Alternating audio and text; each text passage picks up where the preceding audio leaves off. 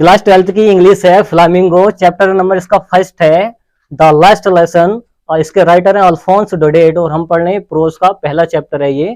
क्या है? The last lesson, Alphons डोडेट इसके राइटर हैं। शॉर्ट आंसर है इसके। तो पहला क्वेश्चन क्या है कि why was French in great fear when he started for school.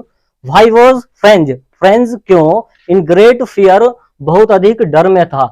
Great fear का मतलब बहुत अधिक भयभीत था, ये डर में था फ्रेंच।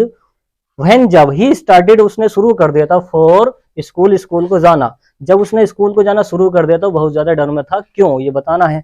आंसर है इसका when French started, when French started जब फ्रेंच ने शुरू कर दिया, फॉर स्कूल स्कूल को जाना, जब स्कूल को जाना शुरू कर दिया किसने, फ्रेंच ने। He was in great fear, वह बहुत ज्यादा फियर में था, डर में था। ऑफ स्कोल्डिंग, डांटे जाने के, कि उसके जो टीचर है उसको डांटेंगे, स्कोल्डिंग करेंगे। For he had not, for का मतलब के लिए, किसके लिए बताएंगे। He had not learn to, क्योंकि उसने याद नहीं किया था, हैड नॉट नहीं किया था, हैड जहां पे आ जाए इसका मतलब निकालेंगे था, उसने याद नहीं किया था। ये सेंटेंस है पास्ट के परफेक्ट का।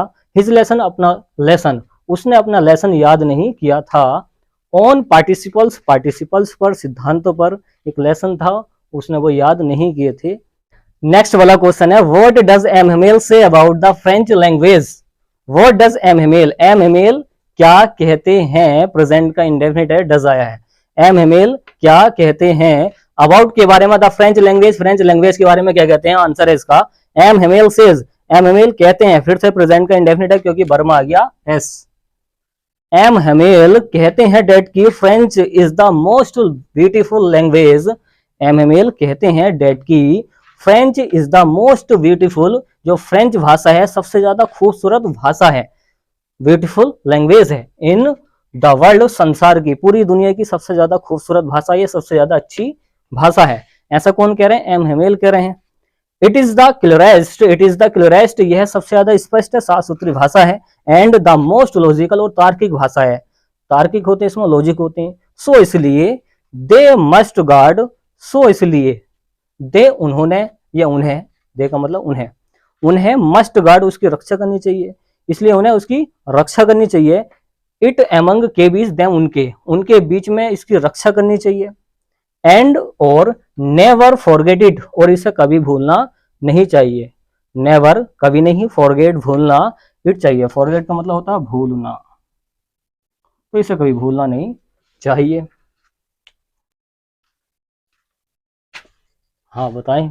नेक्स्ट वाला क्वेश्चन है why was French sorry for not learning his French lesson.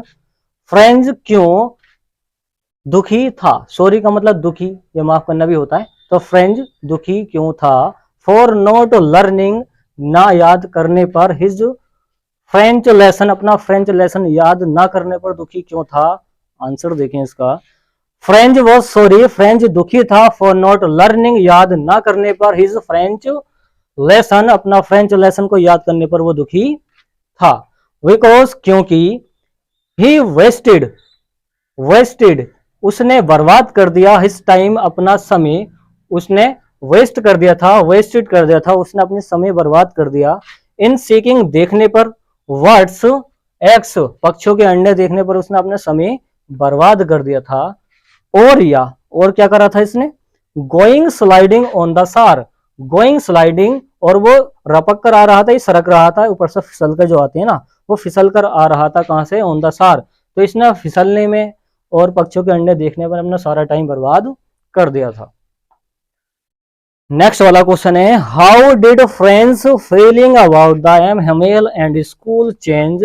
How कैसे डिड फ्रेंड्स, फ्रेंच ने कैसे, अपोस्ट्रोफ एस, इसको बोलेंगे अपोस्ट्रोफ एस, फ्रेंच ने कैसे या कैसा, फ्रेंच ने कैसा फीलिंग महसूस किया था। डिड का मतलब किया था, पास्ट का इंडेफिनिट है। फ्रेंच ने कैसा महसूस किया था, अबाउट के बारे में, एम हेमेल, एम हेमेल के बारे में उसने कैसे महसूस किया था, क्योंकि वो उसका टीचर है। अब क्या होता आगे देखें। एंड और स्कूल चेंज, और स्कूल जब उसका चेंज हो रहा था तो उसने कैसे महसूस किया था। आंसर है इसका French was very attentive, French बहुत ज्यादा ध्यान देता था, इन द क्लास, क्लास में, टू लिसन सुनने में। तो French was very attentive, French ध्यान देता था इन द क्लास में टू लिसन सुनने में, तो सुनने के लिए क्या मतलब सुनने में ज्यादा ध्यान देता था।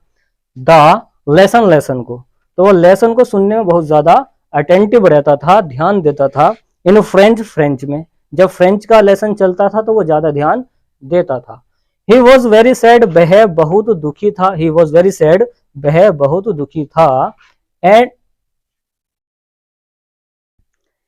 ही वॉज वेरी सैड, वह बहुत दुखी था।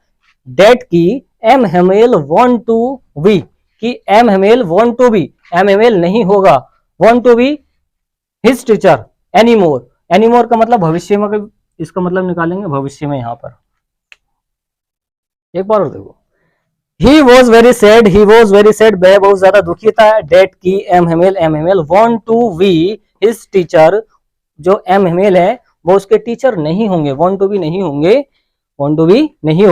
विल नॉट की शॉर्ट फॉर्म है वॉन्ट टू बी, तो वो नहीं होंगे उसके टीचर। एनीमोर भविष्य में, तो भविष्य में उसके टीचर नहीं होंगे क्योंकि इनका ट्रांसफर हो गया है, इनको हटा रहे हैं किसको, एम हेमेल को। तो इसी वजह से क्या मतलब इसको दुखी महसूस हो रहा था। तो ये भविष्य में क्या इसके टीचर नहीं होंगे, इसी वजह से वो दुखी महसूस कर रहा था। इस तरीके से इसका ट्रांसलेशन कर सकते हैं।